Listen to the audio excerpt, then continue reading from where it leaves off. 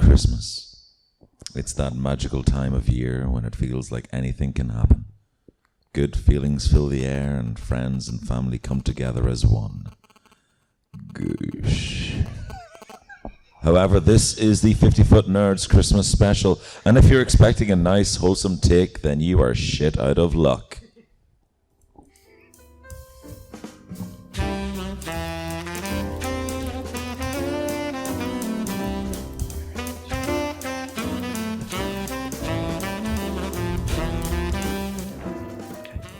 Paul, will you stop polishing that shotgun? No. Every year, you tell me to put it away, and every year, we end up needing it. Either it's the Krampus attacking, or it's Morgan Freeman. Paul, last year you shot Kevin McAllister from Home Alone. Well, the little cunt deserved it. Jesus Christ. Oh, come on, it's Christmas. How likely is it that anything is going to go wrong? That'll be the doorbell. I'll get it. Hey, nerds, Merry Christmas. Hey, look, it's the Ranger Danger himself. It's Danger Doug from Geek Retreat Warrington.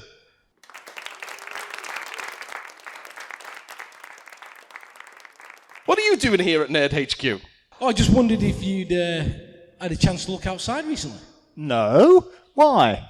Because Earth is being invaded by Martians.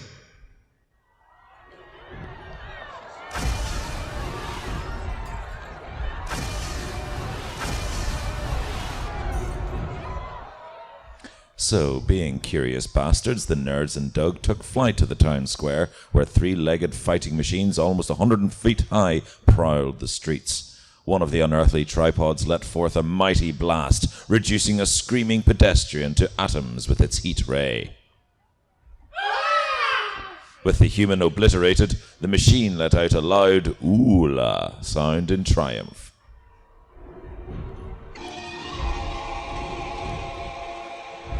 Jesus H.G. Wells Christ! Oh my God. What are we going to do? Stand back! I've got this. Shit! It didn't even penetrate it. Penetrate. Well, if that's the best you've got, Paul, we are all fucked. Oh no, it's going to fire on that group of people. Quick! Leg it! And so the nerds and Doug ran as fast as their feet could carry them, past houses that had been reduced to rubble, and away from innocent souls who were falling victim to the Martian's heat ray. Hey, look, it's our friend Josh from Movie Timelands. He doesn't see that tripod aiming for him. Should we warn him? Fuck him, he wants to sit there while the world burns, then that's his fucking choice. Hey everybody, and welcome back to the channel. Today we are going to be checking out 10 War of the Worlds ripoffs, and we are starting with the 50-Foot Nerds 2022 Christmas Special. Wow, we really try and avoid that death at all. I'm gonna have to give that death one nail in the coffin. Oh shit. Now I'm gonna get one nail in the coffin too. Ugh. Oh my God, the Martians have killed Josh and Uncle Pete. No! 'Tis a dark day for YouTube. Fuck them, at least I'm still alive. I spoke too soon! Ah! Oh no, they've got Xan as well. Well, that's just taking the piss.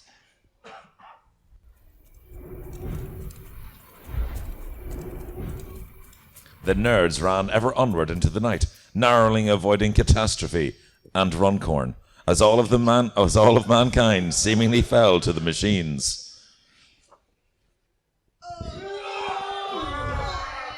Good job, guys. You're doing really well. Unable to run any further and now far out into the countryside, the nerds decided to take shelter in an abandoned barn. Hey, why do we take shelter in this abandoned barn? I just said that. Sorry. Worth it. Inside, they settled down on bales of hay and huddled around with a small gas lamp for warmth. I'm sure glad we have this gas lamp to keep us warm. Hey, who's telling the story? You or me? Stop interrupting, or I will turn this narration around and go home, and there'll be no story resolution for anyone, okay? Sorry, Mr. Narrator. Like, no, sorry. Like, I didn't mean to fly off the handle there. It's just no one ever thinks of the narrator. I'm always explaining how everyone else is feeling, and no one ever asks how I'm feeling. Oh, well, how are you feeling, Mr. Narrator? I'm good, actually. And please, call me Trev. Hi, Trev. Hello, Amara. So, where was it? Fuck's sake. Right, I've lost... You take over for a bit, yeah? Yeah, we'll take over, sure. Thank you. I don't understand. Why would Martians choose Christmas Eve to invade us? Maybe it's revenge for Santa Claus versus the Martians? Perhaps they object to the holiday. I'll call Optimus Prime. Maybe he knows what religion the Martians are. Oh, stop bragging that you have a celebrity's phone number. I have his grinder. Well, there's only one thing that I do know for sure. We can't rely on the army. Because they're all dead. And we can't rely on the Justice League. Because they aren't real. And we can't rely on the government. Because they're all cunts. We've saved Christmas. We've travelled through time, alternate dimensions, even dreams. But this year, it's up to the 50-foot nerds to save the world. But I'm tired from all that running. Can we rest a bit first? Okay. Wait a second, nerds. There's a lot of other people hiding in the barn, too. How should we pass the time? Christmas pod? What? No, we're not. Twister. It's a good thing. Is that the first thing that you bring when the Martians invade? Better get the Twister. I'm glad some people in this barn are very prepared. Apparently so. But what are we going to do? Luckily, we brought all this sound equipment. Christmas pod? Christmas pod.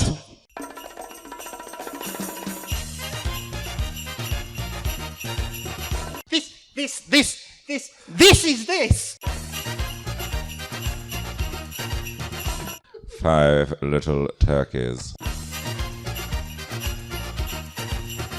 Learn the words to at least 420 Christmas carols. They came like a bolt out of the blue to discuss everything in geekdom. Ladies and gentlemen, it's time for the attack of the 50-foot nerds.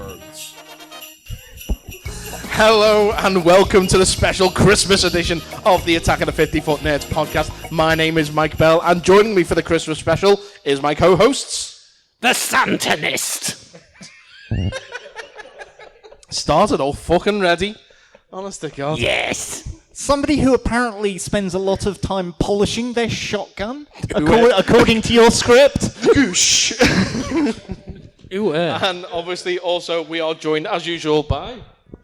Doug! And this month we've also got a special guest. You will have heard him in the intro sketch there. We are joined by the one and only, I can't say that again, the one and only, the guy who can actually read his lines. It's Trev Fleming! Hello, hello, hello. Oh yes, so Merry Christmas first of all. We are recording this a couple of weeks before Christmas, but it doesn't matter. I've got a Santa hat. Christmas Eve. I mean, yeah, it's Christmas Eve. The Martians have invaded. What am I Yeah, talking about? we are all in the Christmas spirit. Of course, yes. I think I've been drinking Christmas In a bar. spirit. Yes, the barn that is Geek Retreat Warrington. I'm surprised you didn't recognise it, Doug. I'll be honest with you.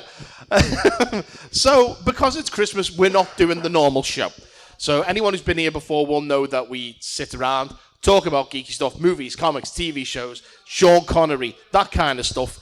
But this, for Christmas, we just kind of go a little bit more with the flow, as it were. So, yeah, basically, I've got a bit of a running order, but we just kind of go beyond the 50-foot nerds, as it were. And 51-foot nerds. 50. Well, we're gonna be discussing the 40-foot nerds later. Those pricks. Yes, oh yes, they are pricks.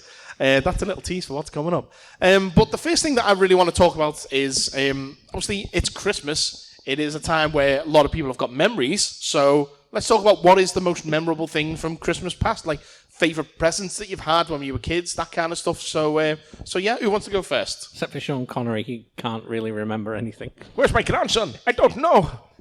Are these my presents? Is that your Sean Connery? That's my Sean Connery, yes. It has evolved over the years from an actual Sean Connery impression into just a crazy Scottish man. I've done this impression for his son. He said it didn't sound like him. What? Billy Connolly. Where's my grandson? No, that one's a bit more like that. He's like Scottish Voldemort, Harry. Where's my snake? I beg your pardon? Scott, I'm not going to be able to watch Harry Potter or listen to Billy Connolly anymore now that I've put those two things together. Into a wee jobby. What's that? He's talking about Jorbies. Jobbies. Wingardium Leviosa. No, put it back down. Put it down. Right. And this is Mara's regular input as to the world of Harry Potter. Yes. We won't talk about what you were doing in Japan, Trev. I've heard. That just sounds very sinister. What happens in Osaka stays in Osaka. Stop talking about your Saka. Right. So who wants to talk about Christmas then? So, like, I'll be honest. Like, most of my Christmas memories at the minute are to do with this show. Oh, really? So, yeah. Oh. Why? Obviously, because we've been doing it for so fucking long. 10 years. Yeah. Plus, the other day I had to basically retell the story from our first podcast where someone was like, because. Like, anyone who's in the room will notice, like, whereas these two have dressed up for Christmas. I haven't. Not really dressed up. I'll be honest with you, it's a pajama top. Yeah. But I couldn't find my actual Christmas t-shirt. Mine is an actual Christmas jumper. Yeah. It's a Gremlins Christmas jumper. I hope you don't wear woolen jumpers to bed, Paul. That would be a bit strange. But, yeah, I don't own any Christmas, like, looking gear because... Like, I'm a fucking goth. Why would I do that? Even goths have Christmas. Black Christmas. Yes, exactly. Yeah. But... Just get that on a t-shirt. Yeah, it's like that. The Krampus comes down your chimney and steals children and takes them away and whips them with reeds. That's not right, is it? That's how it works, but that's not... Yeah. But I got in trouble at work because, well, I say in trouble, someone jokingly went, "Oh, where's your Christmas jumper?" Because they're doing the Christmas, like, staff can wear Christmas jumpers and stuff until, well, Christmas is over. Go away. Yeah. I mean, technically, you can wear a Christmas jumper any time of the year. Yeah, but it's well, not no, limited. because there's a uniform. Yeah. Okay. So I'm talking in general, Yeah, not in just general, at work. You know. And I'm like, no, I don't own Christmas clothes. And they're like, oh, do you not like Christmas? I'm like, well, it's been weird ever since the Christmas where I got the gift of my dad having cancer. And she, Right. and she's like, oh, all right, fair enough. Because I remember. What's worse than coal in your stocking? Fucking hell. Yeah. So like, and I remember this being like the. I'm glad we can laugh about it now. Yeah. Like, I remember that because it was on the first Christmas special that we did. Yes. Because like the end of the podcast was what was it? Yeah, like you like one of you got like broke up. One of you got. Well, that's Paul's story to tell. I guess that leads us nicely into that. Yeah, so that would have been this time of year I associate with the collapse of my first marriage. Yeah, there you go. Yeah, thanks for reminding me. You're welcome. Yeah, See, mine's not too bad. it only took me 20 years to get over it. It's okay. I softened the blow by talking about my dad's cancer. It's all right. I'll soften things even further and say my worst Christmas is because I had the measles. No one died. No one left me. You know, it was just meant that I couldn't play with some toys for a few days with my cousins. You started it. It was like, oh, I had the measles, and then we just escalated. Hold my beer. Yeah. Literally, like, I wakes up Christmas morning, come downstairs, open all my presents. Hey, mum and dad come down and go, what the fuck's wrong with... I didn't say that, because, that's not something you say to a 6-year-old. The fuck is wrong with you on Christmas morning? Well, I don't know. This is Liverpool we're talking about. No, okay, then. Let's rephrase it to a way that's more accurate. What the fuck is wrong with you? What the fuck's wrong with you, Michael? So that's a bit more like it, isn't it? Yeah. So, I don't know why you're nodding. You don't know me, Dad. Maybe they do. Maybe. Well, no, not with me dad, though. You didn't. So, as far as you know. Well, yeah. Maybe that, yeah.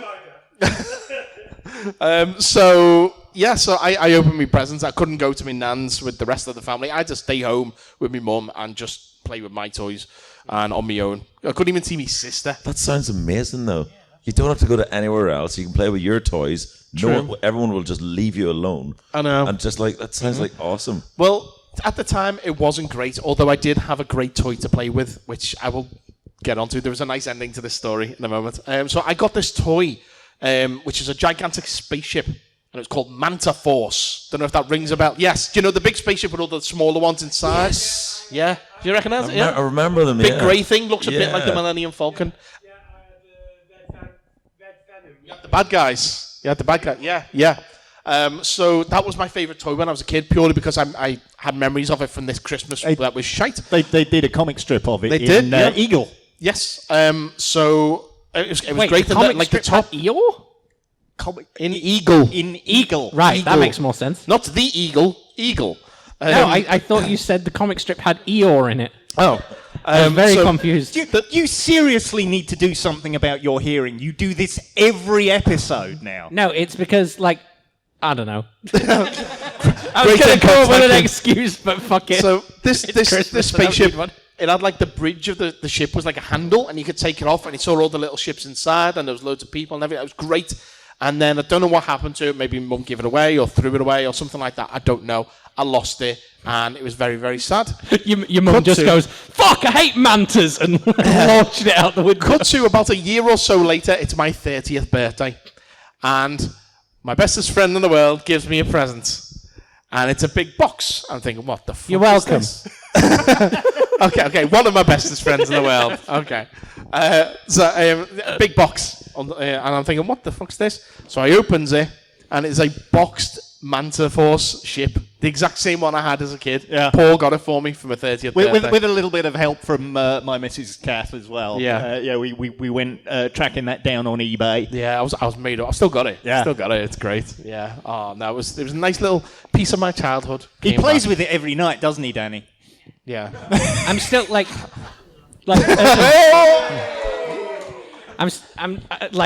as much as that's a sweet ending to the story, I'm still imagining your mum throwing away the original because, like, She hated me. No, because What the fuck are you doing? no, because the idea is like she's like, Sorry, I can't let you have this anymore, Mike. Like every single time I look at that manta, I just think of Steve Irwin. Why? Because he died when I was like in my 20s. You know. Anyway. Yeah. So at least, that's why I tell that story, because my story actually has a happy ending, whereas Yes. yours, well, by default, don't. So Yeah. I've got to give the audience something. Although you know what I mean? To be fair, like the other Christmas memories I do have are of the more recent. I've just realised I didn't put the camera on to record. Never mind. Do you want to run and do it quick? Yeah, I'll do that. Okay, Paul, Let me- you can tell us some more while Amara goes and turns the Okay, camera on. I tend to not that we did it a lot, but the Christmases I tend to remember the most from when I was a kid were the ones where we would be away from home.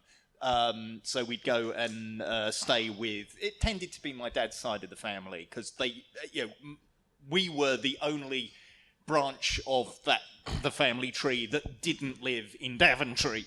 So it's my grandparents, my aunts, my uncles, my cousins, and so they would always spend Christmas together, and then just teabagged. periodically Raining tea. we would spend a Christmas with them. It wasn't my parents' ideal that they wanted to do, because it was just a pain in the arse to transfer, travel with all the presents and then travel with all the presents back again that you've opened, plus all the additional presents that you've been given by aunts, uncles, cousins, etc. But it's like three families, grandparents as well, all around the table on Christmas Day. My gran was amazing at being able to. I mean, if you just happen to show up on a Sunday lunchtime, she was able to throw together a roast dinner for 12 people at the drop of a hat. Nan's a boss like that, aren't they? Gran was amazing at that. She always had a Viennetta in the freezer, ready to go. Viennetta. Of course, it was the 70s, of course.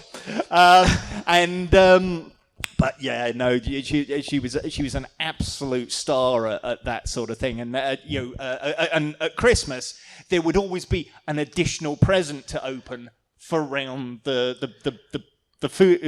When we you have were that eating. now, but it's not a present as such. Daniel, back me up on it. Every time we have Christmas at my mum's Christmas dinner, there'll be a scratch card there, but not one of your little pound, get 3 things. One of them big £5 scratch cards that like takes up A4 sheets of paper. Yeah. The massive ones takes you a week to scratch off. So yeah. Yeah, Always have that. I think the most anyone's ever won was like 10 quid on one of those. Such a waste. The one that I vividly remember. So this would have been early to mid 80s, and I because I was so heavily into the game book stuff at the time, Fighting Fantasy and that. Yeah. I remember being given. I know exactly which book it was. It was the Riddling Reaver. So they'd done a proper RPG version of Fighting Fantasy called Advanced Fighting Fantasy. They went a long way with coming up with that title. I was in the R&D team for that one. And they did a campaign book called The Riddling Reaver. The Riddling Reaver was the villain of the piece, and I remember being given that book around the Christmas dinner table. But I always associate Christmas with a lot of nerd stuff because you tended to ask for this stuff for Christmas and then get given it. I worked out That's how Christmas works, Paul. this time next year it will be 40 years since I was given my first Fighting Fantasy game book. Now I'm a granddad.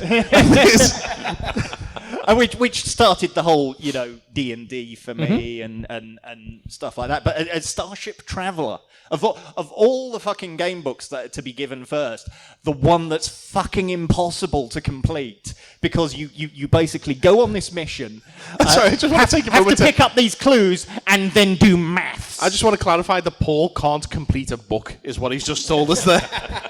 A Fighting Fantasy game book. Oh, well, And yeah. to be fair, like for game books, that makes sense. I remember they did like some Sonic the Hedgehog ones. I've got two Super Mario game books. And Well, I there's loads of remember stuff there like was that. one of the Sonic the Hedgehog ones where no matter I couldn't.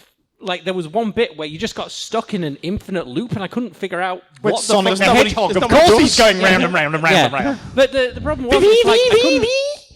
Like, no matter what choice you made to come out, you still ended up in the... So it was like some fucking weird... Is it leave yourself like, as it a was- baby under it the was like- pool table of the egg with arms? It made the fact that Sonic lives on planet Mobius make sense because it became a Mobius strip. It was awful.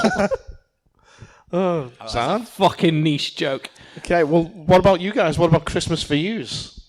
It's all right. Pretty much, yeah. It's always been kind of a busy day because I've had kids since forever now. But one Christmas really made me giggle when Tia, who's my eldest, she's like 18 now. I said to her, I said, look, you're getting older So now. not forever then, just only 18 years. Feels like forever. Yeah. Done As it. being a parent, it Done really it, does. just Yeah. done it. And I said to her one year, she was about 13, 14, I said, look, you have to tell me what you want for Christmas because we have nothing in common anymore. I do not know what to get a 13-year-old girl. And I'm dead straight with her. And she went, do you know what, Dad? Try. I said, just have a try for me. I was like, oh, bless So you got her a mate." rugby ball. So I bought her some stuff. It doesn't matter what I bought her. And I said to her, I said, how did I do? She went, I'll have the money next year, Dad. Fair enough. Sad. I'm like that right now with At a which point 15-year-old daughter. I just don't know what to get her. At which point you just stared her straight in the face and went, "You brought this on yourself."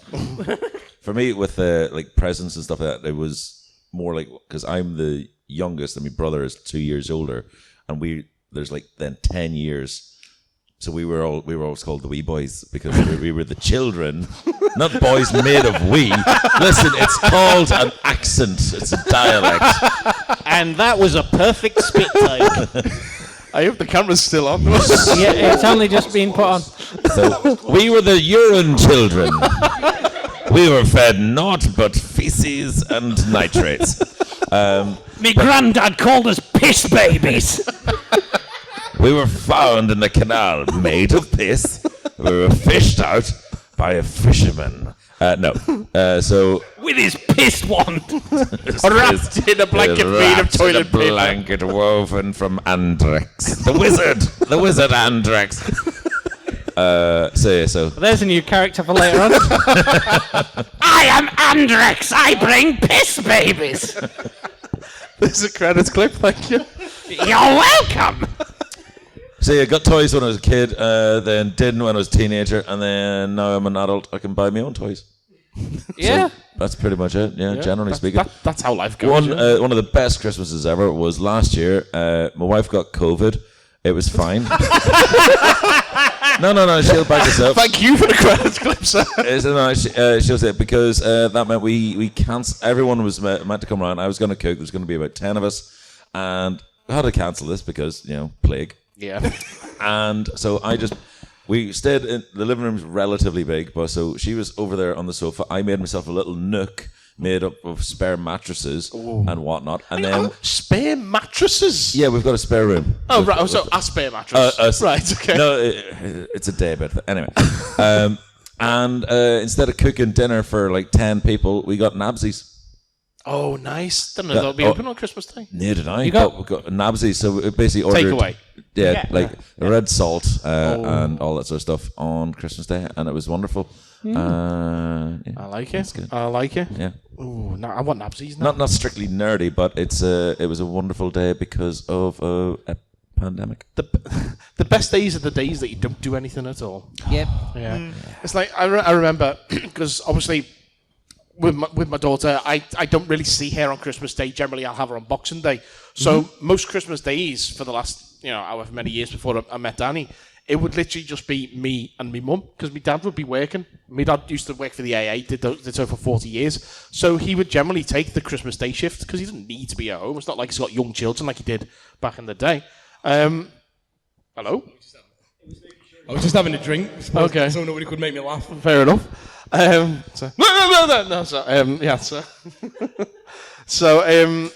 yeah. So. Do you want to squeeze him in your own time? I'm not getting paid. I'll squeeze him whenever I want. Fair enough. It's my shop. I'll let him. If I charge him an actual rate, you couldn't afford me. That's very true, sir. That's very true. Yeah, so it would generally Christmas Day would be me and my mum, and we'd have steak on Christmas Day, and it'd be fantastic. And then we'd have the turkey or whatever the next day. Generally either at my mum's or around my sister's or whatever. But yet, steak on Christmas Day, nothing better than steak and fuck all else to do. No relatives to go and see because you don't like them or they live far away. And yeah, it's great. Yeah. No offense, Paul, but what you described, but with 3 families everyone visiting everyone's house, and that sounds like hell. Yes. It's why when I was of the age where I thought that was a really, really great thing, today as an adult, it would be my idea of hell. We don't see my parents on Christmas. We don't see my brother and his wife and kids on. Well, we barely see them throughout the year if we can at all avoid it anyway. Yeah. Well, hi guys. my mum's got 3 siblings with their own kids and what have you. My dad's got 4 siblings all with their own kids and everything. So Christmas Day, I had to go to 2 packed houses and fuck that. I'm not doing that anymore. I'll go to my mum's and that's about it. I'm not doing anything anymore. I'm not going visiting all kinds of random knobheads. Well, I don't have to go home at Christmas because both my parents are dead. So there we go. Hey, dead parents. Hey, High five. Cancer 5. Wait, is there anything else in particular you do like doing on Christmas Day though, Mike? Oh, me? Right. Okay. I thought you were talking to Trev. I'm looking at you. Oh, okay. Well, you can't kick a Christmas movie, can you? That's always good. I mean, do you remember when it was a really big deal for a film to get its television the premiere, on Christmas Day? Because I'm sure some of the Star Wars movies. I remember. I remember Return of the Jedi was like a big thing that around. definitely rings a bell. My introduction to Star Wars would have been when I was a kid, probably about Christmas 5, special. 6, 7 years old. Wouldn't have been the year I had measles. It would have been maybe a year after that. They had Empire Strikes Back on ITV. I had mumps, yeah. I had Empire Strikes Back on ITV on Christmas Day morning, and that was my introduction to it. I distinctly remember seeing Dagobah and Yoda and thinking, hello, what's this? I like this. And then I think very recently after that, or very shortly after that rather, they brought out the THX remaster videos with the blue covers. Do you remember those ones? Yeah. And I got those, and that was when I finally got to watch all 3 films properly for the first time. The ones with the introductions to each video with a short interview between George Lucas and Leonard Maltin. And Leonard Maltin's like, so what are you doing for the next movies then? And George Lucas is like, well, faster, more intense. For episodes 7, 8, and 9. Kermit the Frog. And George Lucas as well, though. Yes. Come, Howard. Same thing.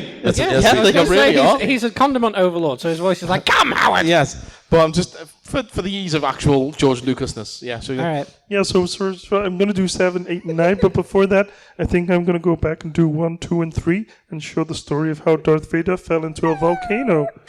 I'm just like, okay, I'll watch that. I want to see Darth Vader fall into a volcano. And then we got Hayden Christensen. Mannequin Skywalker. Crispy fried Anakin. Kentucky Fried Vader. I mean, to be fair, to be fair, out of those films, we got the cartoon Clone Wars series, which is really good. Yeah, true. I'll give you that.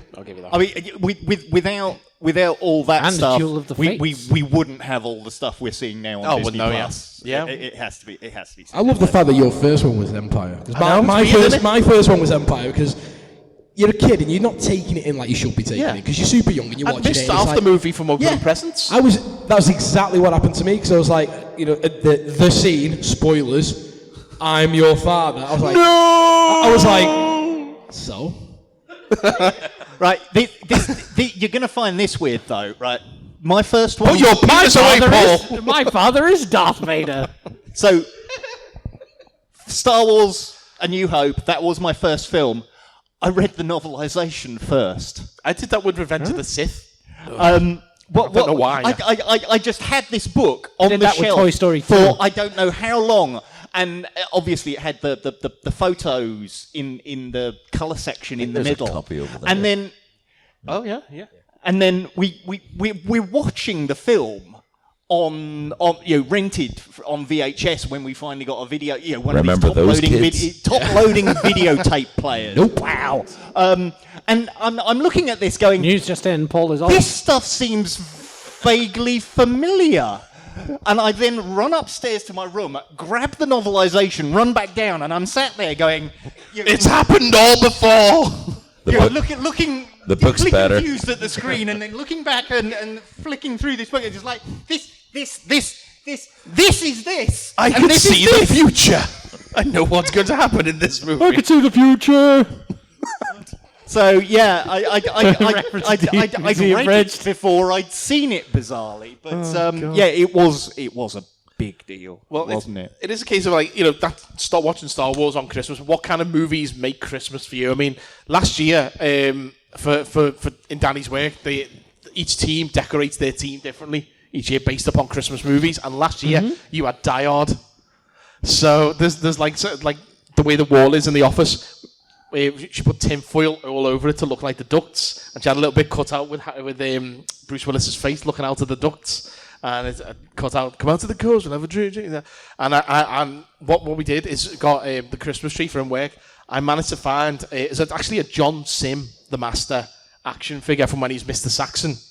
So it's basically just a guy in a black suit as an action figure, and we hung it off the Christmas tree, so it was Hans Gruber falling off Nakatomi Tower. That was the thing there. Nice. So Die Hard for me is a definitive Christmas movie. I don't care what people say. It is a Christmas movie. It is. Oh, absolutely. It is 100%. Weirdly, I was having this conversation with Oh, Vic. nice. Sorry, Doug should show me he's got a Nakatomi Plaza tattoo. On his dick.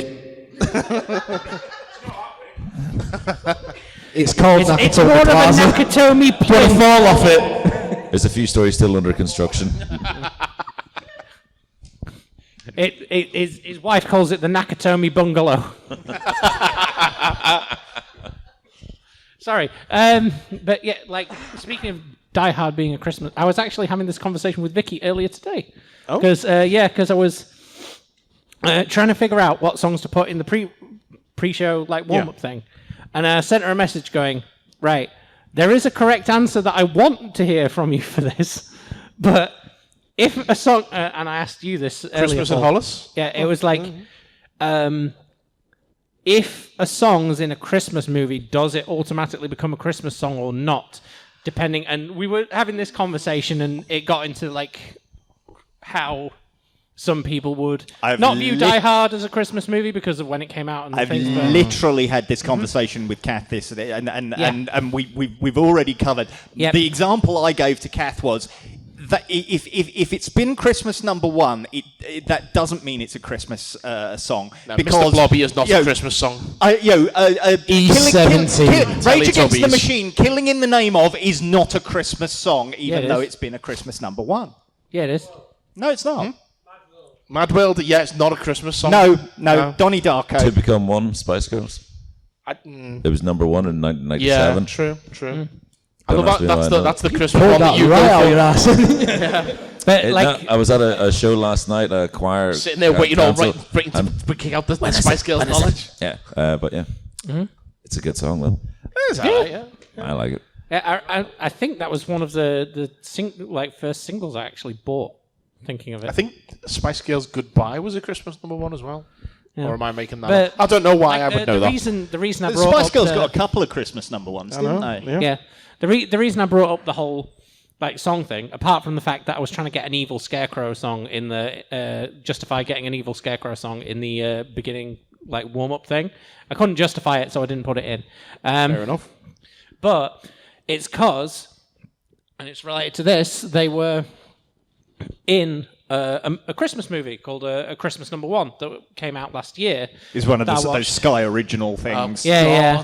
Made for TV, basically. But But it has, with a bit more budget. Yeah, it had Ewan Ryan in it and stuff like that. I was like, it was about a metal band, so I was like, yeah, okay, I'll give it a go. And it's got Evil Scarecrow in it. Why not?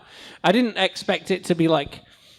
And I'm sorry to go. This seems to be the recurring theme for everything I bring up this show, but. The fact that it starts because I read the synopsis is like, oh, he writes a Christmas song for his niece. I'm like, oh, that's cool. And then you watch the film and you find out within the first 10 minutes he writes it for his niece because it's cancer. And I'm like, why can I not get away from cancer at Christmas? Because nothing brings people together like death. Apparently. Exactly. That's why they've done two versions of death at a funeral. Well, you got to think about it. There is a lot of death and rebirth involved That's with the Easter. whole. It's both. What's the more? Oh no, You because beeping at me? the solstice Well, if is you'll at the allow me to ending finish, of the death and year. rebirth is involved in a lot of Christmas stories. And that's my argument for why Neon Genesis Evangelion is a Christmas film now. Well, do you want to know what It's Christmas an Easter movie I film. watched today? Literally this morning. What did you watch? I watched that god-awful Netflix Lindsay Lohan has amnesia Christmas movie. Oh, okay. Falling for Christmas. Rather you than me. The one where Lindsay Lohan falls off a cliff, hits her head, and becomes a different person. Still equally as terrible, though. I'm not angry, I'm just disappointed. And I needed to put something Christmas on, and that was the only thing I could find. I was looking for another film, which we watched, I think, last year or the year before. Some Netflix thing. I cannot for the life of me remember it, but there's a guy in it who goes, Merry Christmas! And it just makes me laugh every time I see it. And I couldn't remember what it was called. So that's why we put that one on instead. That reminds me of one of the things that my mum's taken to putting Christmas, the Christmas channel on her house, and just having it on in the background because she's like, it's Christmas films. You don't have to concentrate. It can just be background noise and stuff. And compared to crime serials, which is what she'd normally do. When my grandma's over, it doesn't stress her out watching Christmas films rather than watching fucking CSI all day. I've just got this image of your grandma critiquing David Caruso. No, He shouldn't be dusting there. Yeah. He ought to be checking on it and he look for blood spatter on the ground. He hasn't put his sunglasses on yet.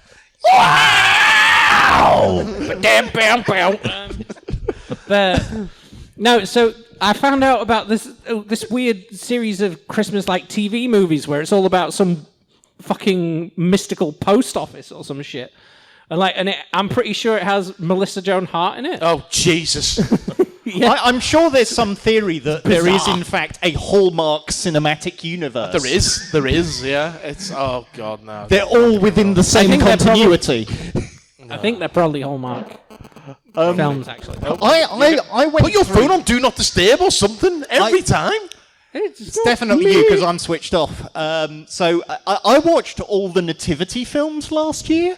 Oh, right. Okay. All of them. All four of them. Oh, those that. Right. I thought you were talking about actual the nativity. No, nativity. So many times they wise go, men. where's my dog? Yeah, I mean, they're good fun because No, the first one's okay. The second one, and everyone can fuck off.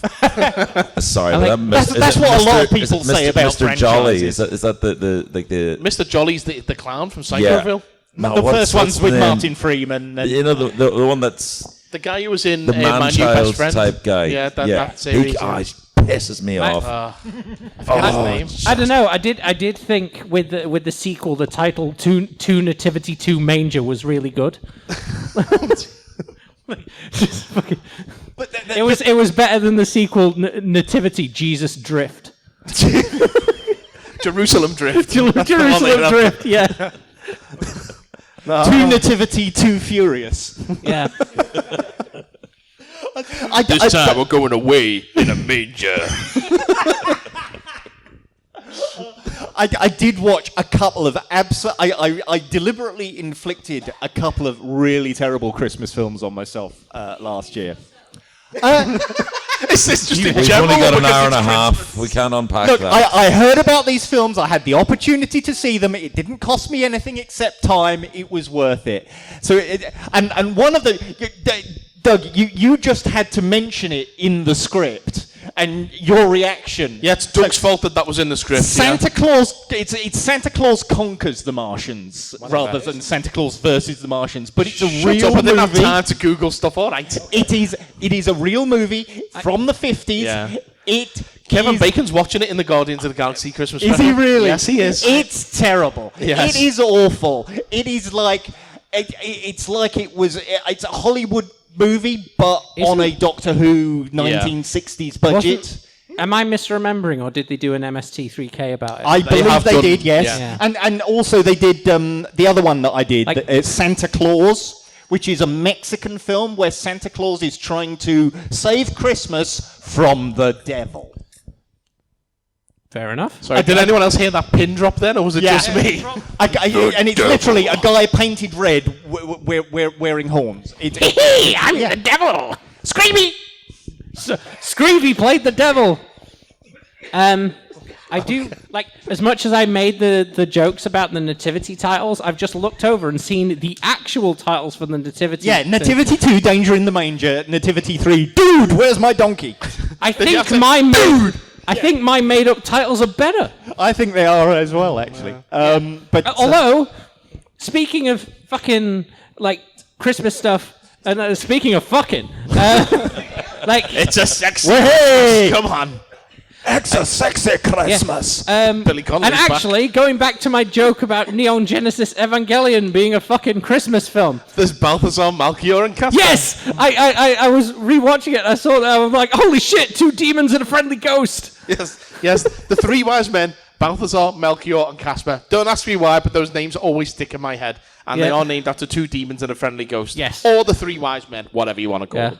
So, that's that, yeah. Mm-hmm. Neon Genesis is more Christmassy than most, even though it's not technically Christmas because everything's related around Christianity and... Yeah. Yes. I've said it before, I've said it again, I'll say it again. I've watched that show, I still haven't got a fucking clue what I saw. No. So, I'm trying to think of other You're just Christmas not artistic films enough. Kind Paul. of... Well, this year, I've gone through the Santa Claus franchise because they've done the Disney Plus show.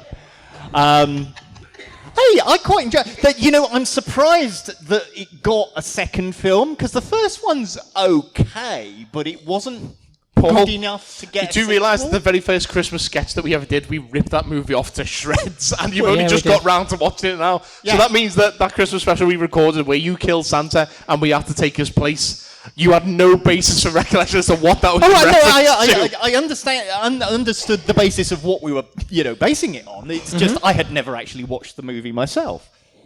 It is possible to be in something without having, experienced the stuff that inspired it. It's possible to be inside something without actually, experience. That's what his wife tells me.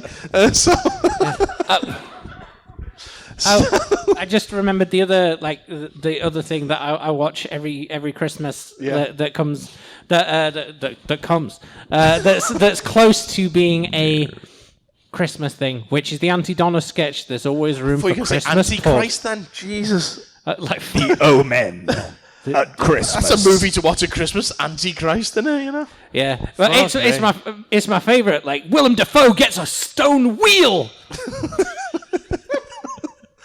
That's top of my Christmas list.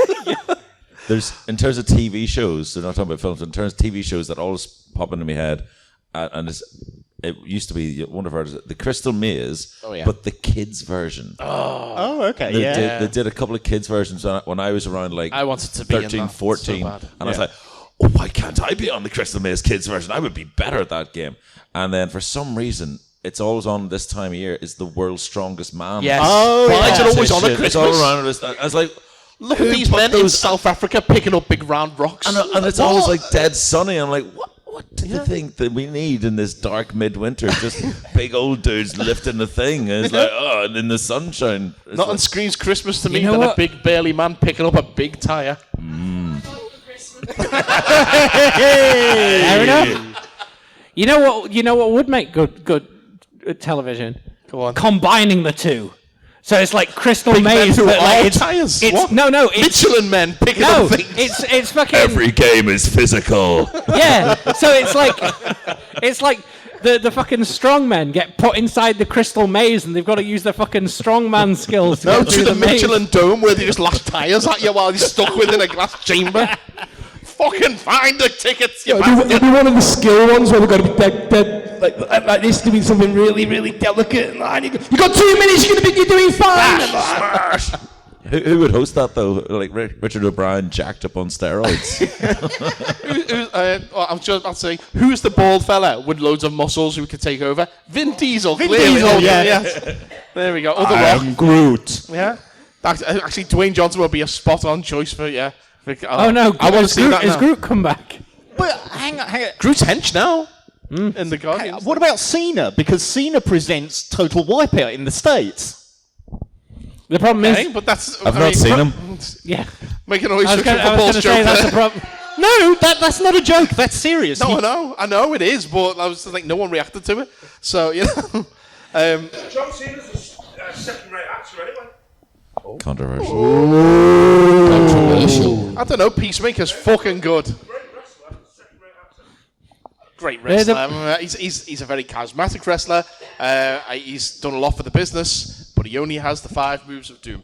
We're not getting into wrestling in this Christmas special. No. I'll fight you outside. Speaking of wrestling, isn't it true that like John Cena's his real name? Yes. But he signed as his real name for the WWE, so every time he uses his real name, he has to pay Vince McMahon. That's right. Yeah, that's why. What a prick.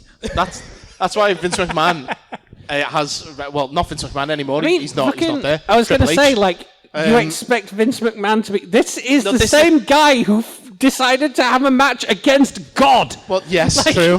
What does he think he is? Captain To be Kirk? humble. That's why when wrestlers sign with WWE, they generally get a new ring name. I say generally because there are still some wrestlers who do use their own names or use names used on the indies. But they tend to have new names so they can get a percentage and put that on like toys and stuff like that without having to worry about. His real name's not Hulk Hogan. No, it's Terry. I Buck. look like a hot dog Belair. Oh, Yeah. shit. Yes. You know, speaking of wrestling at Christmas, though, I'm sure I remember. I'm sure. Lindsay Lohan's new film. She gets body slammed, loses her mind, and then Thinks she's John Cena. Trev, second-rate actor. Trevor, I'm sure your memories will probably be similar to mine. We're both of an age where we would have watched people like He's calling you Giant old. Haystacks and Big Daddy on Just- Saturday afternoons. yes. And Who's this Big Daddy? I like the sound of them. They always tended to do the same shit, but dressed in fucking Santa hats and stuff, didn't they? Yeah, there was. Oh, baby, I'm gonna fucking give you a present. Thank you for the present, for the intro clip. Thank you. And if you can do it, it's like being 6 again, and a gigantic man comes in and shouts, "I'm going to give you a present. I'm Big Daddy." And again, we're just getting gifted so many gifts out of context today. It's amazing. Fucking gifts all over your fucking face. Oh, I'm drowning in it. Yeah, Kendo Nagasaki was not racist at all. They're doing an audience with Kendo Nagasaki at the Fab Cafe. I'm not surprised. Okay, so right, I'm going to move the show on now then before we get drowning in Kendo. I'm going to kind of open this up to... Did I use it right? Did I use it right? Yeah, you got that perfect. I got my goose on. I've had a snooze. I've woken up a bit now. I'm good. It's rather impressive how before the show you went, how's this word pronounced? And now you're using it perfectly. I was like, sorry, does this say gosh or does it say goosh? All right. Yeah. Don't understand it, but all right, yeah. And then you've just picked it up so fucking fast. Ironically, it's a quite difficult thing to pick up. Perfect context. It depends what you're using. You freeze it first and then you can just form a goose bullet. That's I have experiences, but that's tales from other Christmas pods. Yeah. You'll have to go and listen to those. You could imagine if you froze it cold enough, you could make goose buckshot and fire out of your freshly polished shotgun. Yeah. Admittedly, I was having similar thoughts, but I didn't want to interrupt the script. No, the great thing is, either way he works it, it's still pump action. Apparently, Mike's died. He's turned the same colour as his hat. He's gone to plaid. Did you say goose bullet? Goose bullet. Goose buckshot. Technically, it'd be called fuckshot. If anyone can hear the weird noises Mike's making currently, that's what he sounds like when he's edging. Oh my god, I knew it was Don't ask me how I know. Oh, right. I'm going to... Right, I'm going to do a little... Moving on. Now for a meat raffle. We got some bullets tonight. Yeah, yes, right, okay. So, because we're not doing a Q&A section today, we figured, how could we get some audience interaction? So this is where we're going to Other than yelling.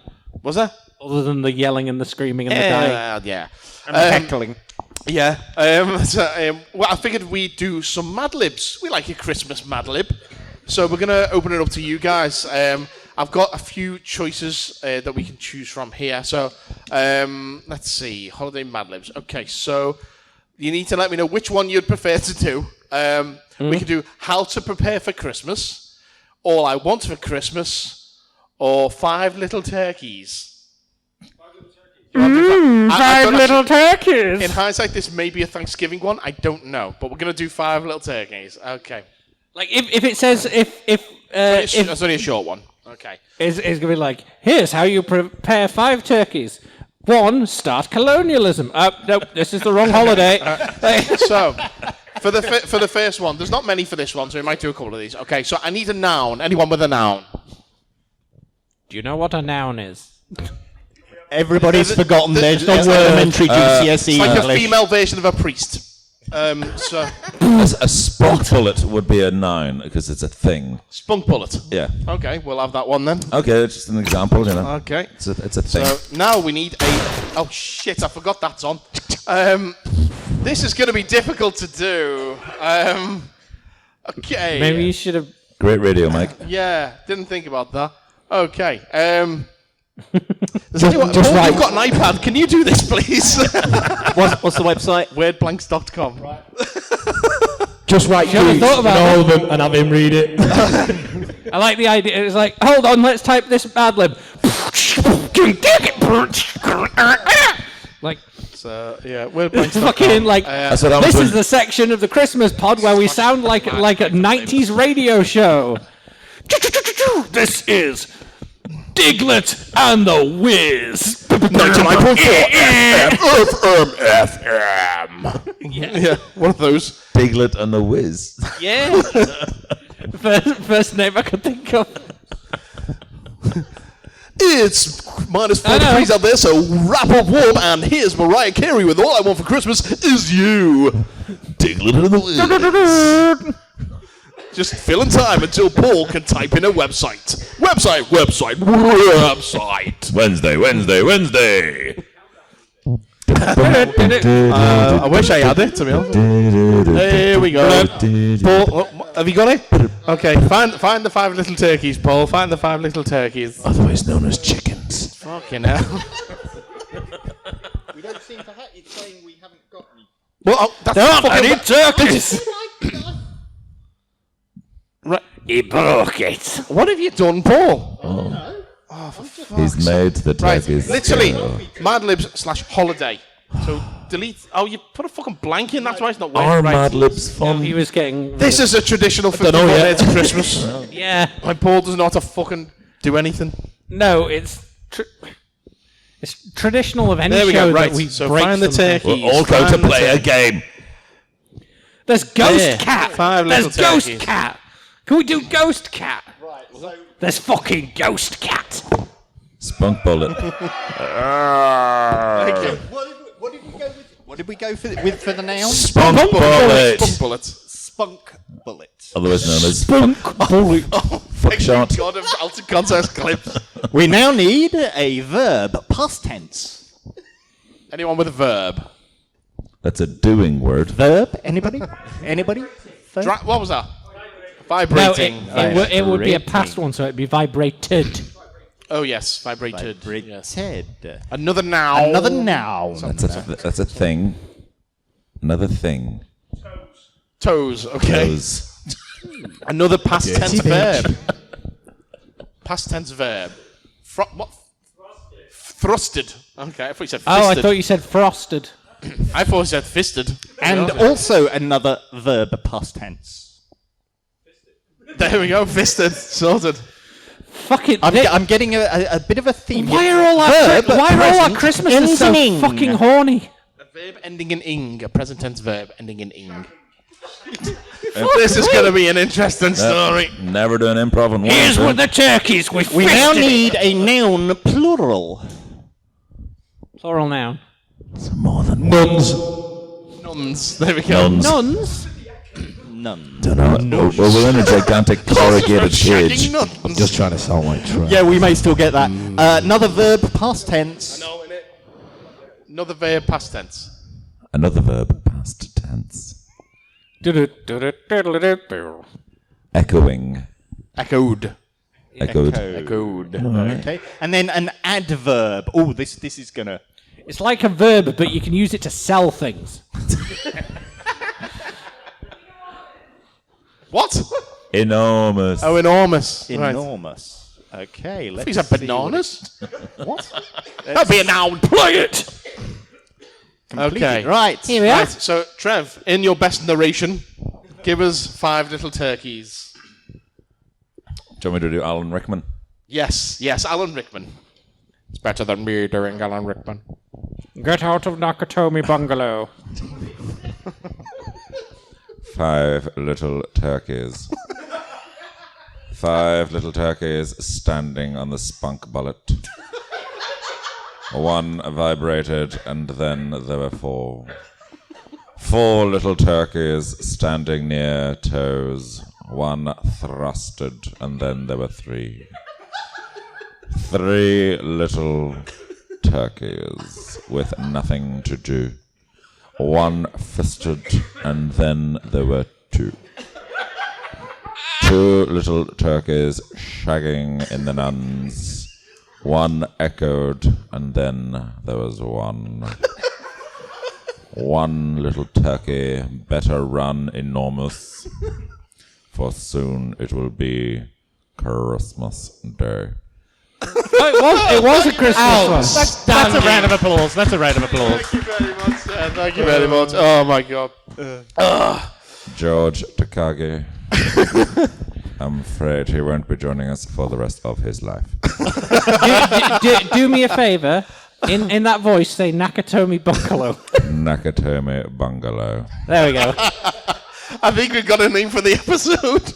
Nakatomi Bungalow. Oh, this year's Christmas special, Nakatomi Do we want to do Bungalow. another one? Do we? Do we want to do another one? Ghost Cat! Okay, let's... Okay, well... No, what? that's a Halloween. No, we need a Christmas one. Ghosts are Christmassy. It just needs to be from the past How or to the prepare future. for Christmas. How That'll to do. prepare for Christmas. Okay. Okay, so we need to start with a place to go. Bethlehem. Okay. It's possibly a bit too on the nose. Fill it in spot on. And we need another place to go. Uranus. And a third place to go. Paul's anus. Runcorn! Runcorn, yes. Runcorn. No, that's a place never to go. Oh, shit. Okay, well, we've got that anyway. We now need an adjective. An adjective. Okay. Nobody knows what No an one adjective remembers is. school. It's a describing word, isn't it? Ending in ly. Is that an adjective? Bigly. We're not doing Trump. Wasn't that guy who got his head chopped up? No, I got that. Adjective for biggins. Fluffy. There we go. Fluffy. A colour. Red. Fluorescent beige. Red. I've been waiting all night for someone to ask me about colours. Red. And another colour. Fluorescent beige.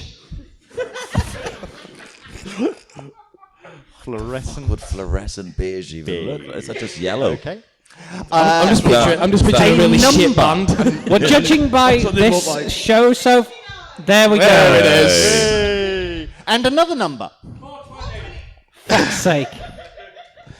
A song title. All I want for Christmas. Okay. All I want for Is for her to shut the No. Where's the fucking... Yeah. fire. Another song title. Reindeer. Grandma got run over by a reindeer. Fucking hell. Excuse me. Wow, into the microphone. Right, yeah. Classic. Professional, me. No, I give the gift of Belch. We'd have missed it otherwise. Use predictive text. Grandma got ran over by a Yeah, we reindeer. know what it is. A plural place to go. Witnesses. That's with an eye. Oh, yeah, sorry. That's what happens if you shorten with nail and I. Yeah. How about Geek Retreat? Oh, which one? Geek Retreats, plural, because it's got to be plural. Oh, okay. So, Geek... There we go. The Geeks Retreat. Yeah. Another plural place to go. Schools. I think Paul's allowed to go near schools, are you? Another adjective. Bigly. Okay, it's come up twice, so we're gonna go with bigly. Bigly. All right, no, it's fine. It's not fine when I say it, but The first name of a person, Mike. Oh, okay. Yeah, fine. Let's make Jeff. this story about me. Yeah. Noun, plural. Cannonball. Cannonballs. Cannonballs. A month of the year. Smarch. Lousy smarch weather. Another adjective. Bigly. Biglier. Jesus Christ, this goes on. We're nearly there though. So what? Sorry, what are we going with? Adjective? Literally. Littly. Littly. Yeah. Okay. That's that island right at the bottom of the boot, isn't it? Yeah. Yes. A food. Don't be so silly. Food. A food. Cheese. Cheese. And then a plural food. Crackers. It seems obvious. A fruit. Me. Red bananas! I've got them on the brain! Another food. Another food. Spaghetti. Okay. Spaghetti. Food of your life will end your life tonight. Another food. One more food. Sausages. Red bananas. I mean sausages. And then it's asking for a verb, a base form verb. What? Do. Base form. Walk. Freezer. Okay. Okay, let's see what the fuck we come out Who are you with. reading it as this time, Trev? Okay, here we go. I'll do Michael Caine as Alfred. Okay. Okay. Not a lot of people know that. We do. How to prepare for Christmas. Are you unsure of what to do in order to have a good Christmas. Here are some ideas. If you have children, take them to see Santa Claus. You can find him at the Bethlehem, Uranus, or maybe even the Runcorn in your town. He is fluffy, has a red beard, and always wears a fluorescent beige suit. Make sure your kid knows what to say when he asks what they want for Christmas. Sometimes they can also make a list for him that has 69 things on it. Learn the words to at least 420 Christmas carols, including All I Want for Christmas and Grandma Got Run Over by a Reindeer. Go to geek retreats or schools and sing them with your family or friends. People think it is bigly to hear carolers at this time of year. Start your shopping early. Last year, my friend Mike said he got nothing but cannonballs for Christmas, which she can't stand. To make sure you find exactly what you want to give to someone, it's best to start in March before everything shells out. March. Oh, there's more. Remember to make a little dinner that includes cheese, crackers, and banana sauce. You may always want to throw in desserts, like spaghetti or sausage pie. The family will walk it. Round of applause, ladies. There you go. Good Lord. Michael Caine started getting pissed off towards the end. Started getting angry. Oh, God. Oh, well, now that we've warmed up your vocal cords, we've got a couple of more things for you to do, mate.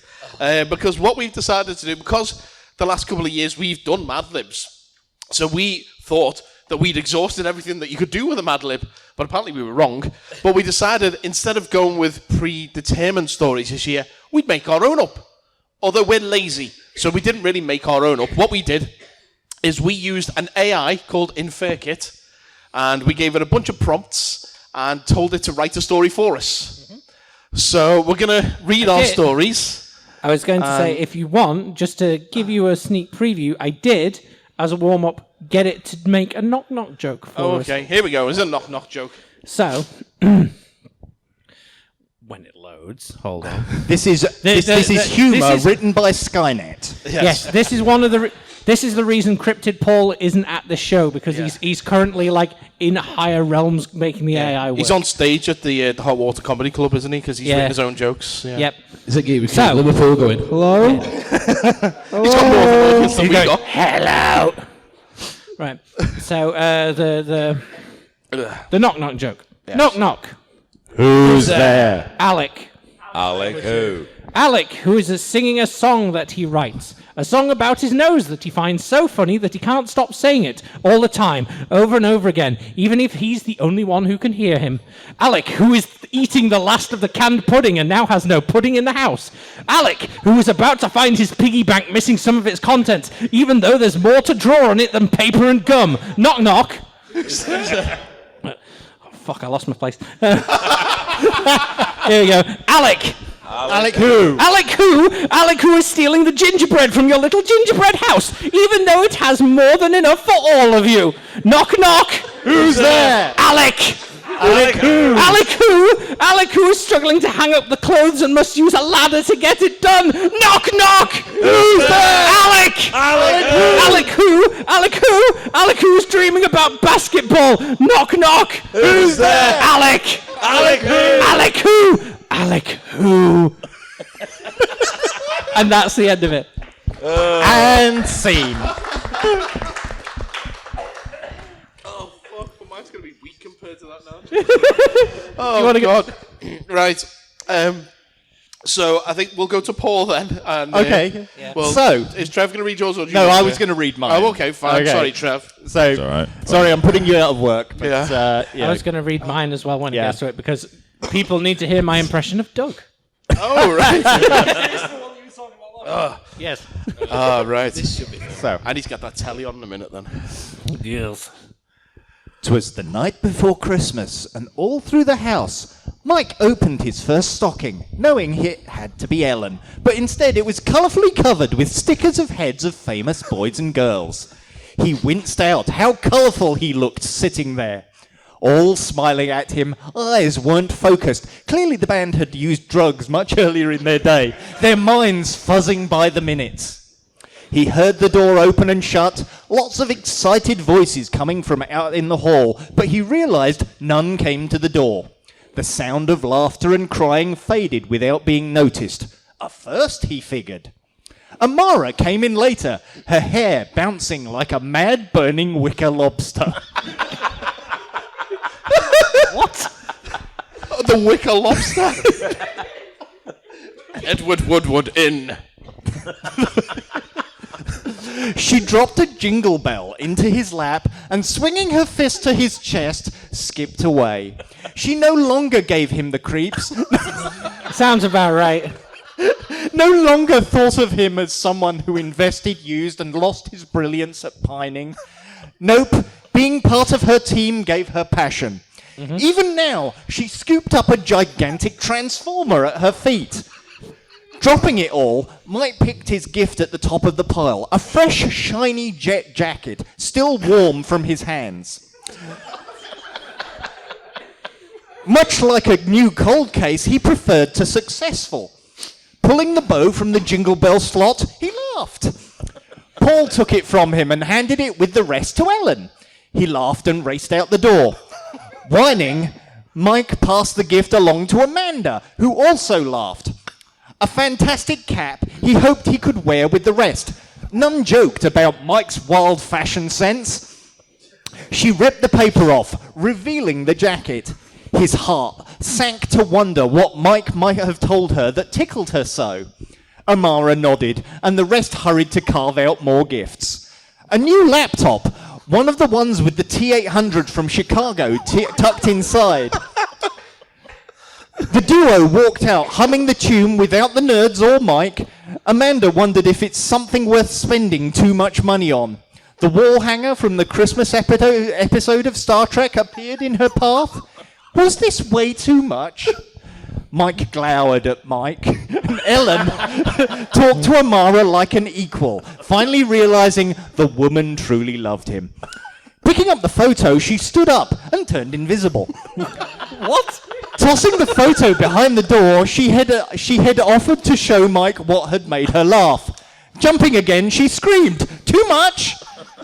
Trick or not a single toy in my entire life made me this mad. Nah, never have. That's why I tried so hard to help you kids.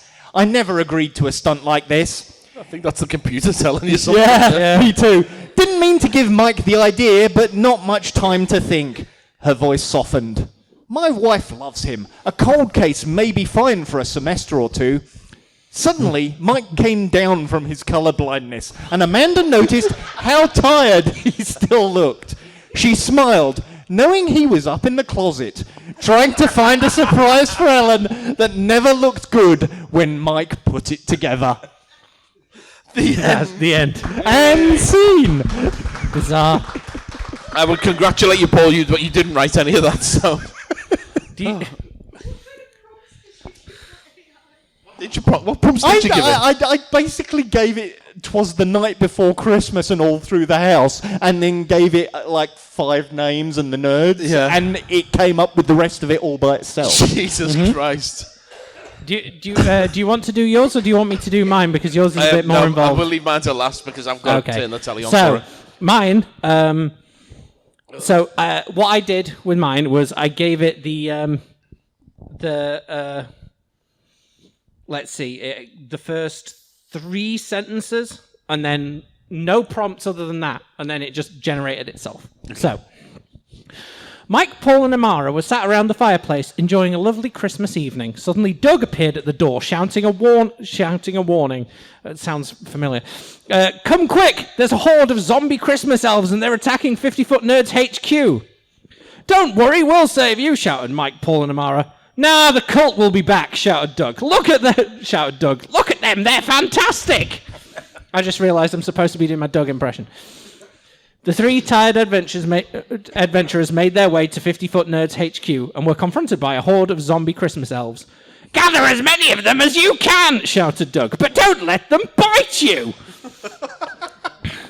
But we're not risking our lives for a bunch of dead scientists, shouted Paul. "Nonsense! Nonsense! We're coming to fight too. We've got shotguns," yelled Mike, brandishing his weapon. A zombie Christmas elf in a Santa hat ran up to Mike and tapped him on the back. "I know who you are," it said. "You're a gay zombie elf. How did you get stuck in such a dull job?" Doug appeared in the doorway, armed with a pumpkin-headed shotgun. "I am truly honored that you have all come to save us from this abominable horde of zombie Christmas elves." "This is madness," yelled Mike, Paul, and Amara. "The cult will be back. We'll all be killed." "You think we're scared?" yelled Doug. "That we don't want to fight them? We are deeply frightened, you putrid son of a bitch!" Full disclosure here, I had to change the word to bitch because it used a slur. What? The computers are coming for us? "That's not true," shouted Mike. "They killed my parents." Doug turned around. "Your dad was a scientist. They ate his body." "Not true," said Paul. "I've been to see him." A zombie Christmas elf wearing a top hat walked up to Amara and touched her arm. "Hey, Amara." Sorry, I've pressed the button. What have I done? Okay, I think it's fine. "Hey, Amara," he said. "Why do you talk like that?" "It's in my family," she said. "They said that if I talk like I talk, I'll be smart like them." "Don't care what they say," said the zombie. "They all died when I was born." "He's just putting you on," said Paul. Doug started chanting, "Amara, Amara, Amara." Suddenly, all the elves in the room started repeating, "Amara, Amara, Amara." Mike joined the zombies and started chanting, "Amara, Amara, Amara." Doug became overwhelmed with rage and pulled out a blowtorch. "That's it! I'm taking my frustrations out on these degenerate little monsters," Doug cried. "I'm going to torch all these little bastards and then I'm going to escape from this damned hellhole. But first, I need a flaming top hat." "They might go on fire if we used blowtorches on Christmas elves," said Mike. "We could melt them." "That's what we need! Holy Christmas!" yelled Doug. Suddenly, the four brave adventurers returned to Science Man HQ and used blowtorches to melt the elves, their screams echoing through the building. And one by one, the elves turned to ash in the fiery inferno. Science Man HQ was saved from the clutches of the evil cult of zombie Christmas elves. Suddenly, Science Man HQ was no more. It had been demolished by Doug. Share this on Twitter, Facebook, and Google. Categories: Legend of Monkey. Tags: Nerds, Christmas, Zombies. Posted in crime, non-fiction, and tagged Zombie Christmas Elf, Science Man Cult, Scientists, Sci-Fi. Thanks to Omega Labs for the link, powered by Facebook. And that's where it ends. Okay. True story. Mine's going to feel like a proper letdown compared to yours now in terms of bizarreness, but... Yeah, why was the impression of Doug like Aid Edmondson, though? What? The impression of Doug seems very like Aid Edmondson from Bottom. It was just when we were doing a rehearsal earlier in the week, Mike just goes, "Oh, fuck, who's going to do Doug's lines?" And then I just went, hold on, where's the line from the intro sketch? Come here. Come here, bitch! Right. It was your first line in it. Hey, nerds, it's... Yeah. Where the fuck are you? I don't know, he's there somewhere. See, I struggle finding it as well, and then until the piss out of me. I skipped it. Oh, there. Hey, nerds, Merry Christmas. Yeah. Like, he's like, which one of us is gonna do Doug? And I just went, "Hey, nerds, Merry Christmas!" And then we just stuck with it. Like... Yeah. I mean, it's spot on! I'm going to do the rest of the night like this! Hooray! Right. Like Frank Sidebottom. I need to turn that telly on now. For Santa Claus versus come turn telly on for us, mate. Because I decided to be a bit extra. Because I figured, well, if a computer can write a story, then a computer can illustrate the story as well. And if the computer can illustrate the story, then the computer may as well read it to you.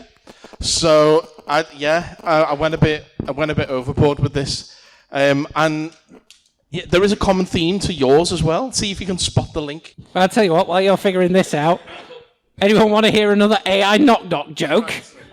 Oh, have you got it sorted? Was that?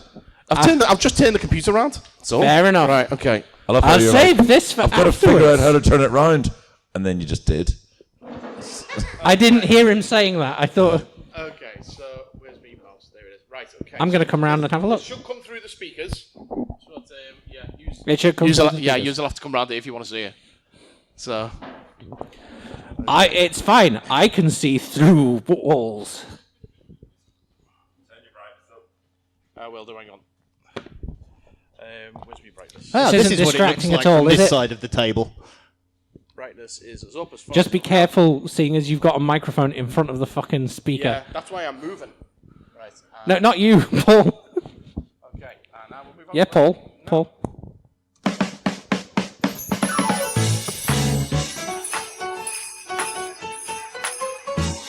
It was Christmas Eve and the 50-foot nerds, Mike, Amara, and Paul were all tucked up safe and sound in bed, but not the 40-foot nerds, Ben, Bruno, and Dan. They were out in the cold facing Santa Claus, tired but not tired enough. The 40-foot nerds ventured out into Santa Claus land, not having any sort of shot or shotgun. They sat shotgun out on the porch, playing darts in the dark for a drink. The 50-foot nerds, meanwhile, were upstairs, straight out of bed playing Santa Claus. Just before midnight, the 40-foot nerds ran into Santa Claus land, armed with a shotgun. Santa Claus was waiting for them, waiting for his dinner. Dan, the 40-foot nerd's gunman, snuck up behind Santa Claus and shot him in the back. Santa Claus fell over, catching himself on the shotgun that Dan had placed down on the ground beside him. The shotgun went off. Santa's eyes were filled with terror, and his revolver turned towards the 40-foot nerds. The gun went off. The 40-foot nerds' heads were blasted off. They didn't see it or know it at the time, but the trigger must have been stuck. Santa was caught by the wind and blown back into his magical sleigh. The Christmas feast was on the go, and the 50-foot nerds had escaped yet again. Will the nerds ever make it to the fields of Santa Claus land? Paul asked, his voice full of relief. The nerds wrapped Santa Claus in bedding and bundled him onto the sleigh. They traveled the length of Santa Claus land riding on the sleigh. Amara and Paul brought food, drinks, homemade sausages, and a shotgun. They laid the shotgun down beside them in the sleigh. Mike, Amara, and Paul sat shotgun out in front. Amara gave a nervous look at the shotgun, then asked for a shotgun. She was tired of carrying a gun and shotgun at the same time. Santa Claus handed her a shotgun. The nerds entered the back of the sleigh and strapped the shotgun to the rear of the sleigh. The Krampus and Paul placed the barrel of the shotgun on the sleigh and sat together in front. Paul was the first to fire a shotgun. Mike fired his shotgun. The Krampus fired his shotgun. Santa fired his shotgun. Amara fired her shotgun. Paul fired his shotgun. Santa was knocked out. The nerds scattered, leaving Santa Claus alone.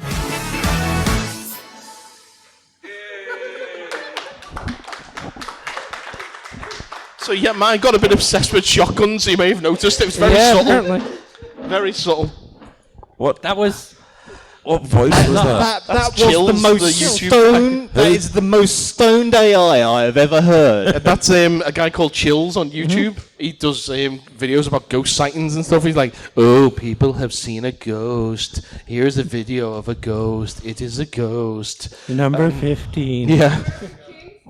Exactly. Yeah, yeah. Burger King foot lettuce. Yeah, so he's become a bit of a character on the show. Yeah, So I because figured we were doing. with the AI voice generator, we were this close to having Morgan Freeman read that. But then I seen Chills was on there and I thought, no, we're using Chills. Fair I had enough. to slow him down by like 25% because otherwise he was reading the story like this, and then Paul fired his shotgun and Amara fired her shotgun. It was That's- very odd. Weird. Yes, very much so. But that's what happens when you let computers write things for you. Speaking... What's that? They love shotguns, yes. Apparently. Yes. Yes, exactly, yeah. It's the scanner's not going to nuke us all. It's going to send toasters at us with shotguns. Clearly the AI is a fan of the Terminator. What? Yeah, what? Terminator uses a shotgun. What? The girl with the wheelchair with the what? I want Chucky. Yes, yeah. The Nika. Yes, with the yes. Is she a robot? By the end of it, pretty much. Right. Fair Spoilers. Do you want another? Do you want another knock joke? Go on. We'll round us out with a knock joke. Fair enough. Come on. Knock. Who's there? Shaggy. Shaggy who? Shaggy, where you at? Shaggy, I need some material. Shaggy, need your help. Shaggy, why are you yelling? Shaggy, I got hurt. Shaggy, don't want nobody to know. Shaggy left my dignity at the door. Shaggy left my pride dumb as a box of rocks. Shaggy left my job, forgot my name. Shaggy, don't think I want to see you again. Shaggy, my. Shaggy, I don't think I'll ever be in love again. Shaggy, who are you to tell me that? Shaggy, I don't give a damn. Shaggy, a man don't care how much money he has. A man don't care what he wears. Shaggy, a man don't care what kind of car he drives. And he don't care if his manager says no. Shaggy, a man don't care how good he looks. Shaggy, a man don't care if the girls... And then it just stops. Shaggy, it wasn't me. Mario, it wasn't Shaggy. None of it was Shaggy. It wasn't me. Okay. I did do one more. I was trying to test it out with other things that it could do, and for the stuff for it to start with, I put the entire story of the Grinch, and I had to see what it would give me for a Dr. Seuss inspired AI story. So and he hid the presents under the porch, and he stuck some shotgun shells beside the presents. Then he gave some shotgun pellets to Paul, and he went to bed with the shotgun in his stocking. And he did pull the trigger that night. One shot was all it took. Up and down the houses went Paul, Santa, Christmas. In all the spaces he poked, his hand was much too small. The shotgun pellets did come. Paul tried to duck, and Amara jumped like a Santa Claus. But he wasn't fast enough. His face froze, and then he did die. And Santa clapped, and Paul drove off in the back of a U-Haul. What now? Thought Mike Paul. Well, all the nerds are here. Then Santa said, a gunshot. And Paul laughed in his sleep. And the Grinch sang, Christmas is only for nerds. Then Mike woke up and heard a noise. I think someone's laughing at me. Mike jumped out of bed. He moved fast. His shotgun was loaded. And he stumbled towards the door, hopping with a shotgun in his hand. And he found Paul and Amara, and they were stuffed with Christmas. Mike pulled the trigger. A mighty blast from the shotgun. Not a single shot was missed. The nerds flew back, and Christmas floated away. And the nerds, then, again, the Grinch woke up. And he looked at Mike, Paul, and Mara. They had come with presents, all of them. They had Santa's shotgun, and the nerds were shot. Am I glad it's Christmas? Oh, yes, said the Grinch, and he shut his trap tight. Mike Paul screamed. He screamed. He screamed. He screamed loud. He screamed, Santa, the gun, the nerds, the presents, Christmas. This is Christmas. This is Christmas. Then Mike and Paul and Amara pumped the shotgun. They loaded the barrels. They emptied the shells. It all went up in smoke. No nerds were left behind. And Mike had a new friend. Now Santa had a new friend. No presents, no nerds, no Christmas. And the nerds and Paul, somewhere. Paul and Mike and Mike. Now Mike Paul had a shotgun. With Christmas presents and nerds. And the nerds and Paul. Now Santa Paul. You can guess what happened. Santa and Paul. Now Santa Paul. Now Paul. Christmas. Santa, Christmas. No Christmas. Christmas was left behind, alone by the nerds. The gifts, the shotgun. No Christmas, no gifts, and no nerds, and no happy nerdy Christmas. Paul was Santa's little brother. But he didn't make Santa feel any better. Santa had Paul's rifle, and now Santa Paul, and he did do nothing. And Paul got shot. Oh, Paul, my poor brother Paul, Santa said. I'm sorry, it was a terrible thing. And I hope, Mike said, and now I won't sleep with my gun. Santa tried, but all Santa could do was ask Paul what Christmas meant. And Paul said, Christmas is only for nerds. The end. And scene. So yeah, it went a bit weird, that one. That's what happens when you tell a computer to write Dr. Seuss. So that I Why? think, go on. It still seems so weird that when you went to it was just obsessed with shotguns. Yes, I don't know what's wrong. Like, what's that? Shotguns and Paul.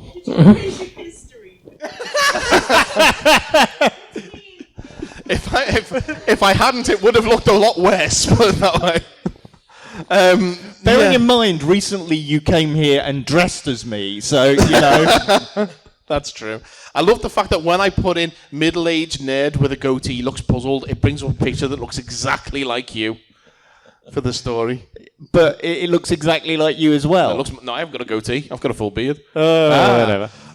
Right, okay. I think that about wraps things up for what we've got to talk about. Fair enough. Okay. Okay, on that bombshell, I want to thank everyone for coming to this barn with us. We are hiding from the Martians. I think we may have to do something about that shortly, though. Oh dear, yes. I don't know about yous. We'll see what happens with shotguns, won't we? We will see. We tried that. It didn't work. Yeah. Chekhov left it in the first act, but it might be back for the finale. Who knows? So What did you say, Captain? if we survive the Martian invasion, you can always follow us on Patreon, which is patreon.com/50footnerds, or you can buy things from us at our merch store, tinyurl.com/50footstore. Thank you, Doug, for having us at your barn/Geek Retreat. Thanks for coming, guys. The last 6 months have been amazing. Every time you come, you crack us up. We want you to come every single month. And nice to meet you, Trevor. Your voice is absolute silk. Why, thank you. God damn it. Well, yeah, I want to thank Trev for coming as well. Thank you very much for having me. It's been wonderful so far. It's great, mate. It's great to have you here because you've only ever appeared on the podcast once before, back when we were doing interviewed you for the 24-hour. Or 36-hour, 33.5-hour improvathon. Yes. But it was all space related. I got to play Helmsman Mayonnaise. Which I Teabag shotgun. Is there anything that you want to pimp while you're here? No, but if you're watching Dave, I'm in We Are Not Alone for about a second and a half. Yeah. Towards the start of it. So it's my first ever actual sci-fi, and just keep the nerd love going. And people can hear all over the place in terms of like audio books and things, can't they? What's that? They can hear you in audio books and what have you. If you want, yes, one audiobook so far, but it's only 160,000 words long. So that's the Tenets of Truth. It's written by a computer? No. Not lovely this gem. one. Yeah, Tenets of Truth by Quillen McBreen, available from all book places. There you go. Right. Okay. So let's see what we can do about these Martians. And for Christmas, all that remains to say is that I've been bested in Connery voices. I'm Santa's brother. Yeah. I'm Alec. Who are yous? As always, I'm just happy to be here. And I'm Morgan Freeman. Until next time, let's geek out. Merry Christmas, everybody. And so ended the 50-Foot Nerds Christmas Podcast 2022. Good night, everyone, and have a very Merry Christmas. If you've enjoyed the nerdom in your ears, then why not follow us on... Hang about, dickhead. What about the Martians? Yeah! We can't just leave people with a cliffhanger. Do I look like Sylvester Stallone? You most certainly do not. You're less Rambo and more Harry Potter if he grew up to work in IT. Fine, I guess we could tell the story of how the 50-Foot Nerds... And me! How the 50-Foot Nerds and Doug saved the world. First, the nerds needed an army. We need an army! Hey, what about all these people here? Do you all want to be in our army? Well, guess that's handy then, really, isn't it? I remember my Jeff Wayne album. I know how to deal with these illegal aliens. Ask Donald Trump to build a wall around the world and then steal highly sensitive top-secret documents as a souvenir? No! Don't you remember? In War of the Worlds, the Martians died off from the common cold. Oh, that's what we're parodying this year. You didn't know that? Well, don't you write these sketches? Oh, I fucking do everything with this podcast. You think I can remember every movie that I parody in the scripts? That doesn't make sense! With their followers behind them, the Nerds and Doug left the safety of the barn to head out into the field lands where it smelled like cow shit. So Mike guessed they must be near Runcorn. Okay, everyone.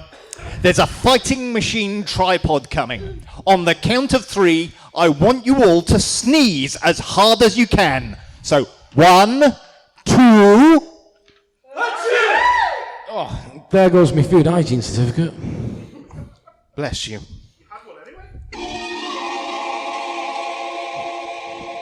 Led by the Nerds, brave citizens rose up and retaliated against the invading Martian horde, disregarding all government advice from the past few years. A barrage of sneezing and coughing on the machines commenced. Some brave souls even got up close and started licking the spindly metal legs of the tripods, and immediately regretted it. Have you ever licked the top of a 9-volt battery and got that little tingle? It was a little bit like that, but you could feel it all the way down to your balls. That's it, everyone. Get disgusting. Spit on everything that you can. Oh, no, not me. Something's not right. Nothing's happening to them. What do we do? There's only one thing that we can do. All right, you marshals, listen up. We give in, the plan is yours. Upon hearing Mike's words, the nearest fighting machine stopped in its tracks. There was a whir of motors as the legs of the tripod retracted into the egg-shaped pod, lowering it to the ground.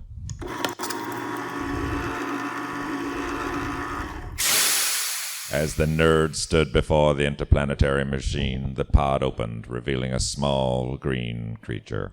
Face front, true believers, it's me, Stan Lee! Stan Lee? Yeah, I didn't die. I just went home. You didn't think that a human could come up with the Marvel Universe, did you?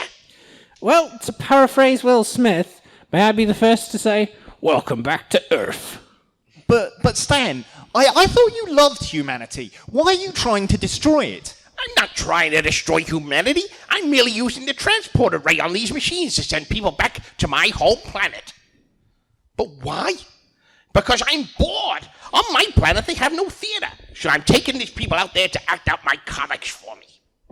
Why don't you just take copies of the Marvel movies with you then? Well, that would have been a better idea now that you mention it. Fucking hell, Paul, why didn't you say that sooner?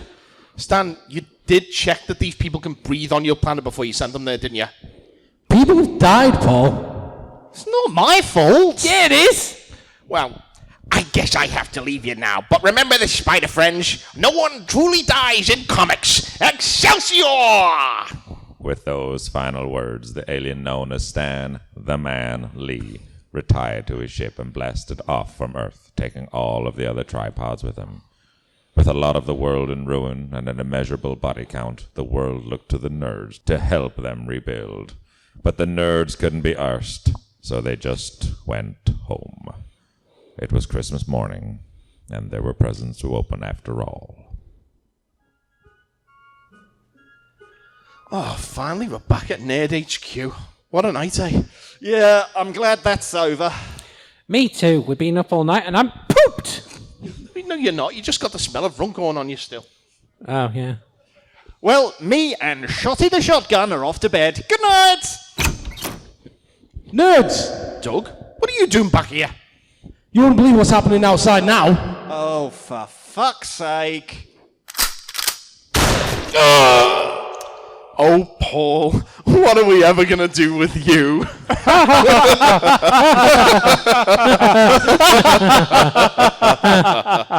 And what did the Nerds do? They reported Paul to the police for the murder of Ranger Danger Doug Brown. Paul Griggs is now serving a life sentence without parole. Merry Christmas, everybody!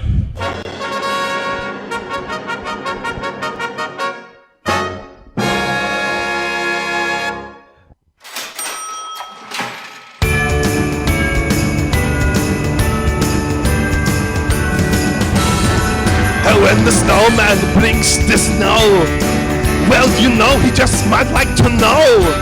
He's put a great big smile on somebody's face. Yes! If you jump into your bed, quick quickly cover up your head. Or don't you lock the doors, you know that sweet Santa Claus is on the way. Well, I wish it could be Christmas every day. Sing along if you know the words. When the kids start singing and the band begins to play. Oh, I wish it could be Christmas every day. Let the bells ring out for Christmas. When we're skating in the park, if the storm cloud paints it dark, then your rosy cheeks gonna light my merry way. Oh, now the frosticles up here, and they've frozen up my beard. So we'll lie by the fire till the sleep simply melts them all away. Well, I wish it could be Christmas every day. When the kids start singing and the band begins to play. Whoa, I wish it could be Christmas every day. Paul's very excited. Let your bells ring out for Christmas. Got a bit of an instrumental bit now, so we just have to sit here looking a bit like dicks. Oh yeah, I forgot about this bit. So, anyone got any plans for Christmas? I'm in jail. Well, we know what your plan is on Christmas Day, Paul, don't we? They won't give him any shoelaces. Amara's turn now. Okay. Oh, Snowman brings the snow! We just might like to know! He's put a great big smile on somebody's face! And all along the... Oh, wait. I missed the line. Yeah. All along the Milky Way. I'll sign my name on the rooftop in the snow. Then he may decide to stay. Well, I wish it could be Christmas every day. Christmas Day, when the kids start singing and the band begins to play. Christmas Day, I wish it could be Christmas every day. Let the bells ring out for Christmas. One more time. Oh shit. Take it. Well, I wish it could be Christmas every day. When the kids start singing and the band begins to play. Oh, I wish it could be Christmas every day. Let the bells ring out for Christmas. Why don't you give your love for Christmas?